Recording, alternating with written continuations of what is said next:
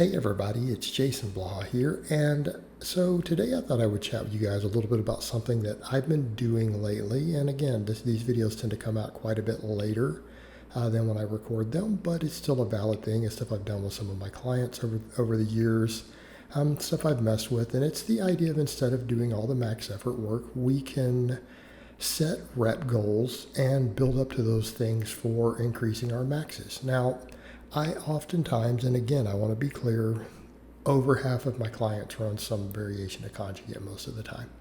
We do a lot of max effort work. Okay, a lot of my lifters, and again, a lot meaning more than half, do training maxes of some type at least twice a week. Right? Very, very common. I'm a big fan of it. I'm a big fan of rotating those exercises when we do that. But what do we have as an alternative if we don't want to take that approach? And that's, again, the more muscle building approach instead of focusing entirely on neural drive, max effort work, is to get really, really strong at our classic lifts, right? Get strong at them, but watch the volume so that we don't risk overtraining them too much, particularly things like deadlifts. And get strong at rep work, right? And that will translate to maxes. And I think one of the things that needs to be stated with that is, as much as I like max effort work, much as I program it, I don't think it's always necessary for us to have big maxes. Case in point, a couple of years back, I did that charity event, walked in and pulled 625 on a deadlift, right?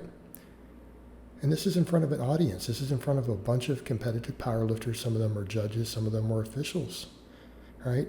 Charity event using real weights, walked in and pulled 625. I didn't touch anywhere near 600 for at least 6 months. Yet I came in and pulled that. Okay, and that's also a point I make when people talk about overload work and needing to get used to feeling that really heavy weight in your hands or on your back. And I disagree with that. I don't think that's necessary at all. I think heavy singles can be useful in regards to some of that, but either you're strong enough to lift a weight or not. And, in other words, either you've built the strength to lift that weight or you can't. And practicing holding a weight at the easy position doesn't facilitate that. People are never going to convince me of that because I've seen too many failures of it, and it seems completely unnecessary to walk out a weight that you've never squatted before, to do a rack lock out with a bench you've never done before, do an above the knee rack pull to hold a weight you've never deadlifted and may never deadlift. I don't think it's necessary. I don't even know that it's helpful. Strength building is just get stronger. Plenty of people break world records without ever having touched that weight before they get to the world record. You know why? Because they got stronger. And there's something to be said for that on these lifts. And I think that we can use 1 rep max calculators, the conservative ones. I don't think some of the ones that give you really high numbers, I don't think that they work well. But can you use conservative ones? I think so. Some of the formulas that give you the lowest maxes, I think those work great off of this rep work. I think they work really, really well. And what I've been doing is sometimes come in and say, okay,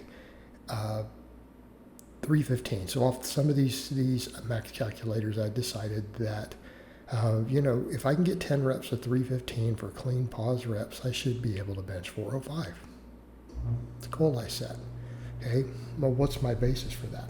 Because a rep max calculator estimated that I should be able to do 420 pounds, right? 420 pounds if I can do 315 for 10. Well, that calculator's doing that, and I like the more conservative one to say, well, then we should be able to do 405 if we can get to that. Coincidentally, I've talked to a lot of lifters who've said, yeah, somewhere between 8 and 10 reps on 315, they will just walk in and bench 405. Okay. Now, at the time of this video, I'm up to 8. We'll see where it lands. Okay, we'll see where it lands. But I like this approach for a number of reasons. Number one, it lets us focus on a really serious set, on a big movement with a lot of workload. You can do this on squat, bench, deadlift, things like that. And if you can hit those numbers to where you plug those in, that's a lot of workload. It's a lot of practice, a lot of hypertrophy. It puts us back to the idea of muscle building. Now, here's where these things start to break down.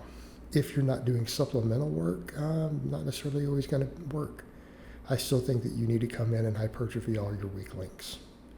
Right? In other words, if the hamstrings are holding you back on the deadlift, you better work on hamstrings.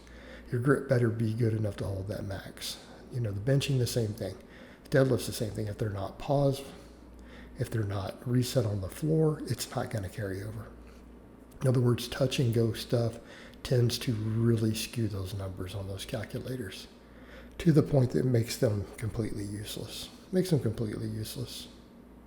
And you always have to use the more conservative ones. Like you don't plug into a calculator and says, it says I'll get right at 400, so I bet I can do 405.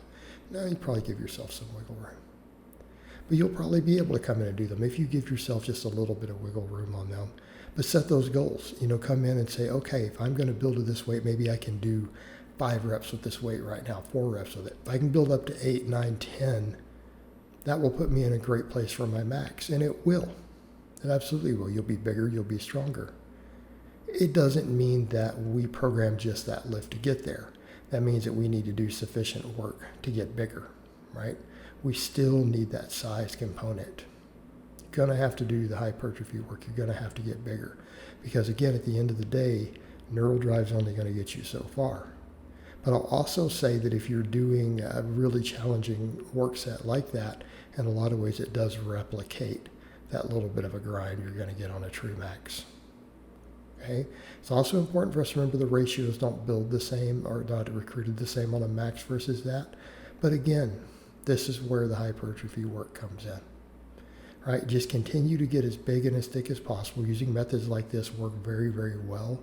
I would describe this as power building. A lot of times people think power building is, I'm just going to come in and do a bunch of 5s and 6s and things. No, to me, power building is doing heavier rep work on some of these big movements to get your maxes up, and then doing additional hypertrophy work to get thicker. Just coming in and just getting big, but still moving some big weights around for a lot of tonnage on the lifts that you really care about on the maxes. Those are the ones you should set performance goals on, right? Whereas in, I think, a lot of other movements, we really only need to, hey, can I get my 3 sets of 10 stronger, right?